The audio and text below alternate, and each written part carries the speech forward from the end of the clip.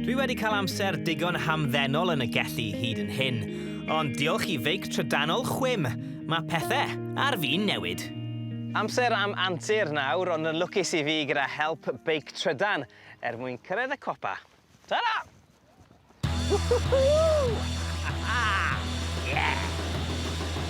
Mae'n uchel y copa yma, ond mae'n hawdd. Mae fe fel cael rhywun sy'n pwsho ti lan y holl ffordd.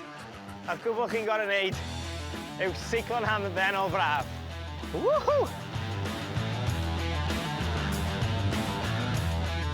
Gyda'r Tyrbo, wel... Oh!